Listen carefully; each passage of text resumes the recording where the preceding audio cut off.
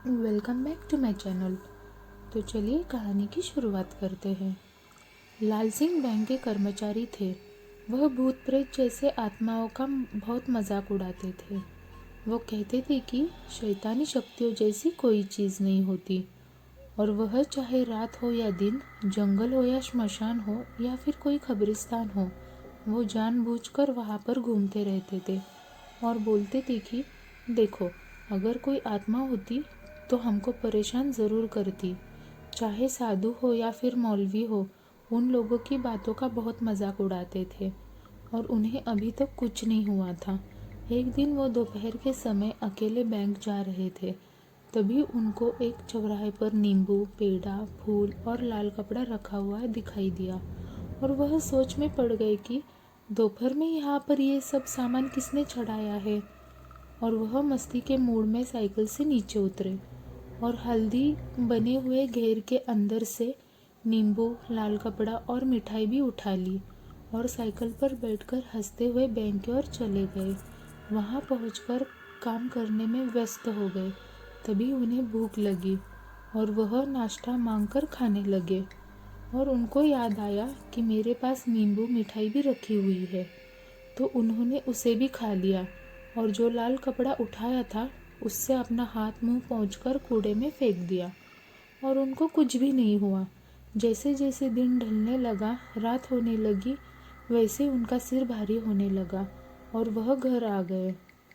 रात में 12 बजते ही जोर जोर से कभी हंसते और कभी रोते, यहाँ तक कि वे अपने कपड़े फाड़ने लगे या फिर अपने आप को कैंची से या चाकू से चाहे गला चाहे हाथ भी काटने लगे। एक दिन तो उन्होंने हद कर दिया। वह अपने गले में फांसी लगाकर खड़े हो गए। तभी उनकी पत्नी ने उन्हें देख लिया और छुड़ाया। उनसे पूछने लगी, अरे आपको क्या हो गया है, आप ऐसी वैसी हरकतें करने लग गए हो। तो वे कुछ नहीं बोले, जैसे कोई पागल कोई बात को सुन रहा हो। उनकी औरत परेशान होकर डॉक्टर के घर पहुंची और उनका इलाज करने को कहा। हालांकि डॉक्टर को बीमारी समझ में नहीं आई, फिर भी वह उनको ग्लूकोज की बोतल चढ़ाना चालू कर दिया। धीरे धीरे कुछ दिन बीतते गए। लाल सिंह की तबीयत मानो कैंसर के मरीज से भी बदतर हो गई। तब उनकी पत्नी ने उन्हें अघोरी बाबा को दिखाया और अघोरी के समझ में सारी बात आ गई। उसने कहा कि इन्होंने 4 रास्ते पर पड़ा सामान को उठा लिया था, वो उसी का नतीजा है। लाल सिंह की पत्नी ने पूछा, कैसे? तब अघोरी ने बताया कि 4 रास्ते पे एक आदमी ने किसी को झाड़ फूंक कर उसकी आत्मा को आज़ाद किया था और जैसे ही उसने सारा सामान चढ़ाकर पीछे लौटा, वैसे ही ये वहां पहुंचकर सारा सामान उठाकर खा लिया होंगे। तभी आत्मा इनको परेशान कर रही है। लाल सिंह की पत्नी रोने लगी और अघोरी का पांव पकड़कर बोलने लगी, अब आप ही का सहारा है। अघोरी बाबा दुखी हो गए और बोले, ठीक है, पहले जाकर कुछ नया सामान खरीद कर लेकर आओ, फिर मैं बताता हूँ।